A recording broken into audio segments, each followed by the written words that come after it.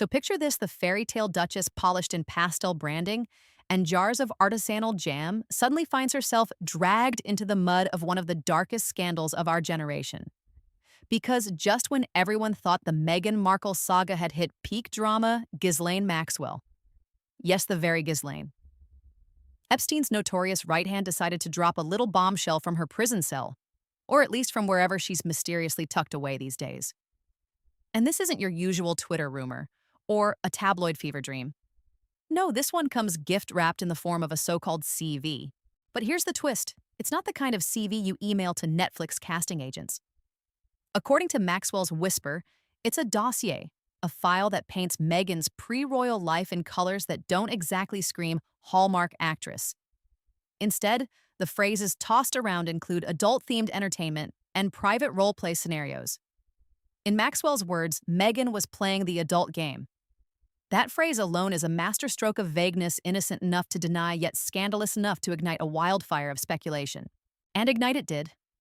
Within hours, tabloids latched onto the story like bees to spilled champagne, dissecting what adult game could possibly mean. Escort culture, Hollywood's shadowy underbelly, some secret chapter of Meghan's past that she spent years burying under layers of glossy PR.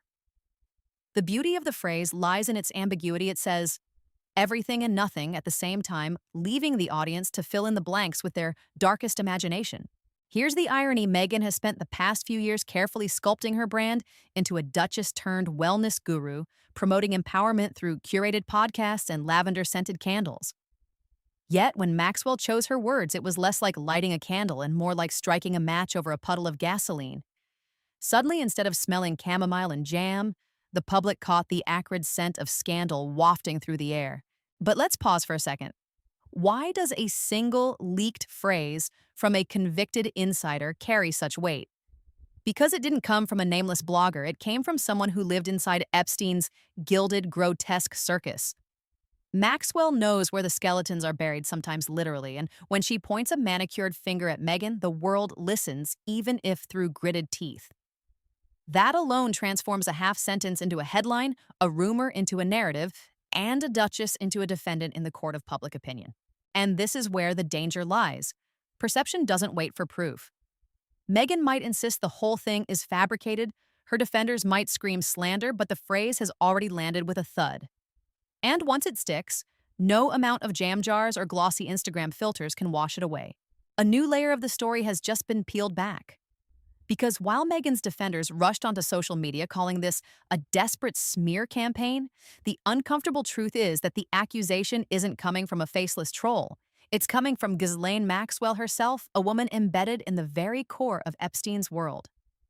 That fact alone transforms this from gossip to something darker, something that lingers like smoke in a closed room. And then comes the courtroom twist. While Maxwell's words were still echoing across headlines, a U.S. judge quietly denied the release of Epstein's grand jury transcripts. The official reason? To protect the privacy and safety of victims. Reasonable, yes. But here's the irony: the more you lock something away, the more the public is convinced it must be explosive. It's the Pandora's box effect. You tell people not to look inside, and suddenly everyone is clawing at the lid. The timing couldn't be worse for the royals. One major outlet even warned Prince Andrew to brace himself, a phrase that reads less like legal caution and more like a weather report for an incoming hurricane. And if Andrew's name is trembling on the edge of another revelation, Meghan's proximity to that same circle makes her look less like an innocent bystander and more like a supporting character in the drama no one wanted to revisit. It's worth pointing out how absurd this all sounds on paper. Meghan, who once styled herself as Hollywood's struggling actress, now allegedly re-emerges in whispers tied to Epstein's most notorious players. Her PR team probably imagined her image campaign as a graceful ballet, soft colors, quiet elegance, and empowerment slogans. Instead, it's starting to look more like slapstick jam jars sliding off the shelf while a circus elephant crashes through the set. And yet the one thing that makes this accusation so sticky is precisely who delivered it. Ghislaine Maxwell is a convicted criminal, yes, but she's also a walking archive of secrets. If she speaks, even half-truths carry enough gravity to distort public opinion. In this game of reputations, the messenger matters as much as the message, and Meghan has been thrust into the worst possible equation: denial on one side, speculation on the other, and Maxwell holding the match. The result: a scandal that feels less like a passing headline and more like a storm cloud settling in heavy and immovable. Meghan can shout baseless all she wants, but the courtroom silence, the sealed transcripts, and Maxwell's carefully dropped phrase have already carved cracks into her glass palace. Even Meghan's most loyal fans must have sighed at this point. Because just when the Duchess needed a clean break from the noise, an inconvenient reminder resurfaced. Virginia Giuffre's legal team once floated the idea of calling Meghan as a witness. Why? Because according to them, Meghan wasn't a distant spectator, she actually knew Virginia personally. And that single detail flips the script. It means Meghan wasn't just hovering on the outskirts of Epstein's social circle. She was close enough to recognize faces, recall conversations, maybe even confirm details that others have spent years denying. But here's where it gets deliciously ironic. Meghan, who has built an empire on her self-styled authenticity, already has a history of bending the truth when it suits her. Remember Finding Freedom? The glossy royal biography she swore she had nothing to do with court filings later revealed she'd quietly fed information to the authors. A small lie in the grand scheme, perhaps, but it set a precedent. Meghan's relationship with the truth isn't spotless, and lawyers don't forget details like that. It paints a vivid picture: Meghan sitting in the metaphorical front row of Epstein's twisted circus, pretending she never saw the elephant in the room. Theatrics at their finest. And yet, when confronted with the possibility of being deposed, Meghan's silence grew louder. No public clarifications, no assertive denials, just the polished Instagram feed and a lifestyle brand rollout. It's the kind of silence that doesn't soothe, it screams. What makes this even more problematic is how strategic her silence appears. If she speaks, she risks contradiction. If she stays quiet, suspicion multiplies. It's the same trap politicians fall into, but here the stakes are far heavier because this isn't about policy slip-ups. It's about testimony in cases tied to exploitation and trafficking. When lawyers suggest that Meghan could validate Virginia's account, they're not playing tabloid games. They're building a legal strategy. And therein lies the Duchess's problem. She can't just wave this away as gossip, because lawyers don't drag names into court filings for fun. They do it when they believe those names carry weight, credibility, and potential damage. Which means Meghan, willingly or not, is already in the frame. People held their breath waiting for the next blow. Because just as the legal whispers about Meghan's knowledge were circling, another unsettling phrase surfaced: close companion. That was the description used to link Meghan to none other than Prince Andrew. Close companion. It's not the language of casual acquaintances. It's suggestive, intimate, the kind of phrasing that makes every royal watcher's pulse quicken. If true, it places Meghan squarely within the orbit of one of Epstein's most tainted associates, not just brushing shoulders at a charity gala, but walking alongside him in social circles better left forgotten. And then comes the looming shadow of the so-called CV, Maxwell's mysterious document. Not a resume, not a list of auditions or acting credits, but something more compromising: a record of activities that could rip through the carefully woven tapestry of Meghan's public image. Imagine it: the Duchess, who rebranded herself as a champion of wellness, empowerment, and authenticity, suddenly exposed by a paper trail that whispers a very different story. It's the kind of file that doesn't just raise eyebrows, it detonates reputations. Here's Meghan's impossible position. If she stays silent, suspicion swells. Silence in this context isn't neutrality, it's an answer in itself. But if she lashes back too aggressively, she risks drawing more attention to the very thing she wants buried.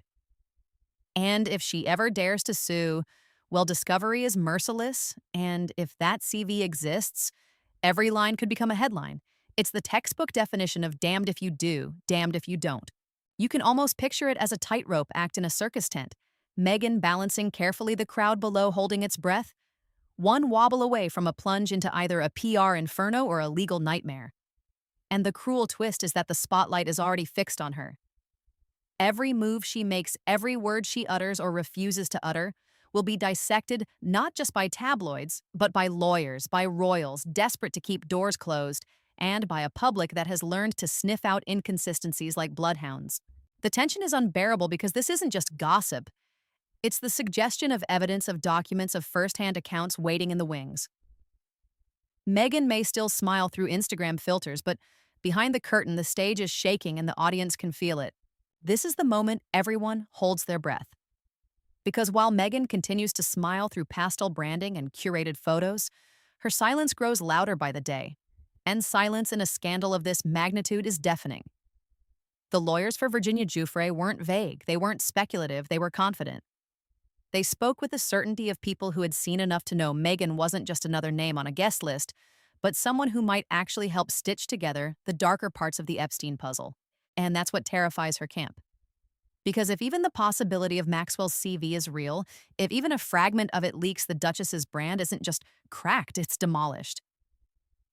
As ever, her shiny new lifestyle empire begins to look less like a symbol of empowerment and more like a sandcastle built too close to the tide. One incoming wave, be it a leak, a deposition, or a whistleblower, and the entire thing collapses into frothy ruin. The cruel irony Meghan's silence intended as a shield has become her greatest liability. By refusing to speak, she leaves the narrative wide open, a banquet for tabloids, commentators, and conspiracy theorists. Every day without a denial feels like permission for the story to grow wilder, more sinister, more impossible to control. She hasn't slammed the door shut. She's flung it wide open and walked away, leaving the public to explore every shadowy corner. And then there's Harry. The man who tore himself away from the monarchy to protect his wife now finds her name stitched into the ugliest scandal the royals have ever brushed against. Imagine his position standing beside Meghan, while lawyers hint that she not only knew Virginia, but may have witnessed things she's never admitted. For a man who prides himself on truth and integrity, that kind of revelation isn't just painful, it's shattering.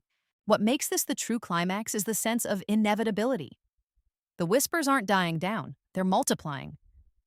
The sealed court files, Maxwell's deliberate phrasing, the eerie quiet from Meghan's team, all of it creates the feeling of a ticking clock. It's no longer a question of if the story breaks wider, but when. And when it does, perception alone will be enough to bring down the empire she's built. Because in the end, this isn't just about guilt or innocence, it's about optics, silence, and timing. And Meghan Markle, Duchess of curated authenticity, now looks less like the heroine of a redemption arc and more like a character trapped in a Shakespearean tragedy, waiting for the curtain to fall.